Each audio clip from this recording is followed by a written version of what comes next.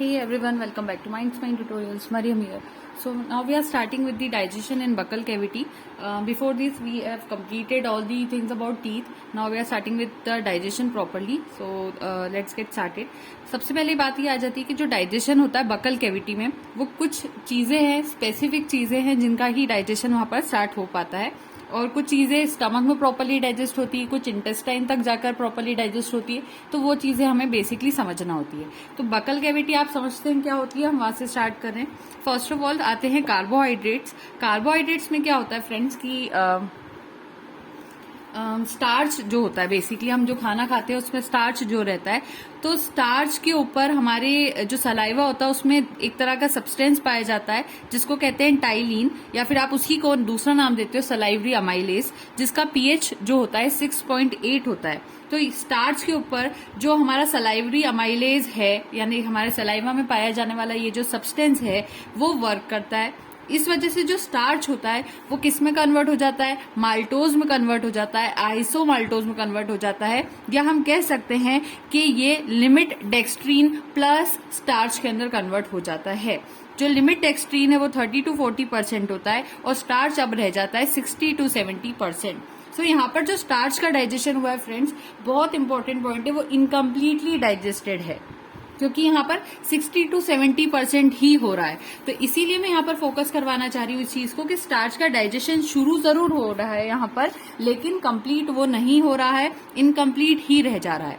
फिर प्रोटीन्स की बात की जाए तो कोई भी एंजाइम नहीं होता हमारे सलाइवा में जो कि प्रोटीन को डाइजेस्ट कर सके, इसीलिए यहाँ पर प्रोटीन का मैंने क्या लिखा है, यहाँ पर नो डाइजेशन लिखा है। देन लिपिड्स की बात करते हैं तो लिपिड्स में फैट अगर देखा जाए तो फैट के ऊपर सलाइवरी अमाइलेज वर्क करता है, लेकिन वो उसके लिए नॉन फंक्शनल होता है, इसीलिए उसका भी डाइजेशन यहाँ पर पॉसिबल नहीं होता है। अब जब डाइजेशन बकल कैविटी में कंप्लीट हो जाता है तो जो सेमी डाइजेस्टेड फूड सब्सटेंसेस होते हैं, यानी कि जैसे स्टार्च हो गया और थोड़ा बहुत डाइजेशन जिसका हो गया था, वो यहाँ पर कहाँ कन्वर्ट हो जाते हैं, क्योंकि हमारा सलाइवा उस फूड में मिक्स हो गया, वो एक बॉल लाइक स्ट्रक्चर बना लेते हैं जिसको हम कहते हैं बोलस। नेक्स्ट आ जाता है फेरिंग्स। फेरिंग्स वो पैसेज होता है जहां पर फूड भी आ सकता है और एयर भी आ सकती है, यानी कि आप इमेजिन करें तो जो डाइजेस्टिव ट्रैक्ट होता है उसमें एक पर्टिकुलर एरिया आएगा जहां पर विंड पाइप भी होगा और फूड पाइप भी होगा, तो वहां पर विंड भी होगी और फूड भी होगा, तो उस एरिया को हम क्या कह सकते हैं, हम उस एरिया को फेरिंग्स कह सकते हैं। अब कॉमन पैसेज फूड और एयर का फेरिंग्स कहलाता है। इसकी लाइनिंग कैसे बनी होती है, तो वो स्ट्रेटिफाइड नॉन केरेटिनाइज्ड स्क्वेमस इपिथेलियम की बनी होती है। नीट में हमेशा इस तरह के क्वेश्चंस आते हैं कि कौन सी लाइनिंग, कैसी लाइनिंग, तो लाइनिंग मैं हर जगह स्पेसिफाई करती चलूंगी। पूरे जितने डाइजेशन हम पढ़ेंगे, सर्कुलेशन पढ़ेंगे, एक्सक्रीशन पढ़ेंगे, जहां जो लाइनिंग्स होती है उसको हमें वहीं याद करते हुए चलना होता है, और मैंने स्पेसिफिक ही नोट्स बनाए जो कि बेसिकली नीट के लिए इंपॉर्टेंट रहेंगे, तो आप वैसे ही उसको याद करते चलिए। स्ट्रेटिफाइड है, नॉन केरेटिनाइज्ड है और स्क्वेमस इपिथेलियम है, कहां पर, फेरिंग्स के ऊपर, राइट। दूसरी चीज आती है, ये सूडो स्ट्रेटिफाइड होती है, सीलिएटेड होती है और कॉलुमनार एपिथेलियम यहाँ पर पाई जाती है। सीलिएटेड तो होना ही जरूरी है क्योंकि फेरिंग्स है, एयर भी आ रही है, और जहां एयर होती है तो डस्ट पार्टिकल्स को ट्रैप करना होगा, बहुत सारी चीजें होती है, तो सीलियम वहां पर मौजूद होना जरूरी होता है, राइट। नेक्स्ट पॉइंट, ये जो लाइनिंग होती है ऑल्सो कैरीज सम म्यूकस ग्लैंड्स। यहाँ पर कुछ क्या पाए जाते हैं, म्यूकस ग्लैंड्स भी होते हैं, क्योंकि मेनली जो कि इसके बने होते हैं LMF के बने होते हैं, लॉन्जिट्यूडनल मसल फाइबर के बने होते हैं। और यहाँ पर टोटल कितनी ओपनिंग्स होती है, तो 7 ओपनिंग्स होती हैं। अब सबसे पहली बात आती है कि ये 3 पार्ट्स में डिवाइडेड होता है। अच्छा देखो, एक चीज होती है, मैंने अभी आपको बताया कि एक हो रहा है लॉन्जिट्यूडनल मसल फाइबर। एक सेकंड के लिए वापस इस पेज पर आएंगे। देखो यहाँ मैंने कहा कि फेरिंग्स के अंदर कौन सी लाइनिंग हो रही है, ऐसी लाइनिंग जहां पर म्यूकस ग्लैंड्स पाए जा रहे हैं। दूसरे, ये जो लाइनिंग होती है, म्यूकस ग्लैंड्स नहीं बने होते, हाँ, लाइनिंग जो होती है वो किसकी बनी होती है, लॉन्जिट्यूडनल मसल फाइबर की बनी होती है। लेकिन आप हमेशा याद रखना कि एक और लाइनिंग होती है जिसको हम कहते हैं OMF।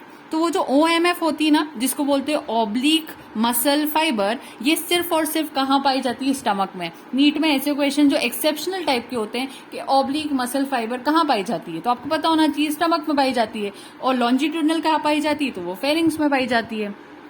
राइट अब वापस आ जाते हैं। तो हमारे पास क्या है कि जो हमारा फेरिंग्स होता है उसको हमने 3 पार्ट्स में डिवाइड करा है, 3 भागों में विभाजन किया है इसका, ठीक है। तो पहला होता है नेसोफेरिंग्स, दूसरा होता है oropharynx and third one is laryngopharynx. Nasopharynx की बात की जाए तो ये पोस्टीरियर पार्ट होता है नेसल कैविटी का, यानी पिछला पोर्शन कहाँ का, नेसल कैविटी का। इसकी लाइनिंग कैसी होती है, सूडो, नकली वाला pseudo, pseudo stratified ciliated columnar epithelium की होती है। अब यहाँ पर आप सोचेंगे हर जगह तो मैं लाइनिंग्स की नेम दे रही हूँ, लेकिन आपको ये याद करने पड़ेंगे, हर बच्चा इसको याद करके ही आगे बढ़ता है, तो हमें अभी याद इसको करना जरूरी है, इसलिए हम इसको लर्न करेंगे, ठीक है।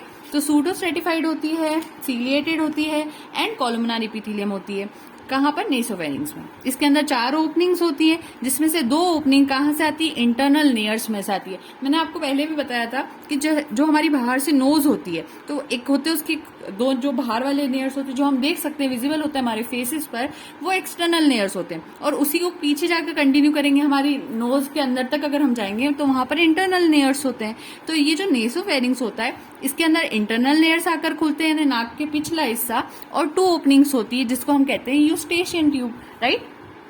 Next one is oropharynx. Oropharynx में क्या होता है, ये पोस्टीरियर पार्ट होता है ओरल कैविटी का, यानी कि हमारे मुंह का जो ओरल कैविटी वाला पोर्शन होता है उसका जो पिछला पोर्शन होता है उसको हम क्या कहते हैं, ओरोफेरिंग्स। नेसो से नाक आ जाएगी, ओरो से ओरल कैविटी आ जाएगी, ठीक है। तो नेसल कैविटी का posterior part is नेसोफेरिंग्स and posterior part of oral cavity is oropharynx, right. अब क्या होती है, इसकी लाइनिंग कैसी बनी होती है, अगेन वही चीज, स्ट्रेटिफाइड होती है। यहाँ सूड होती है, यहाँ पर स्ट्रेटिफाइड है, यहाँ पर सीलिएटेड थी तो यहाँ नॉन केरेटिनाइज्ड है, यहाँ कोलुमनार एपिथेलियम था तो यहाँ पर स्क्वेमस एपिथेलियम है, राइट।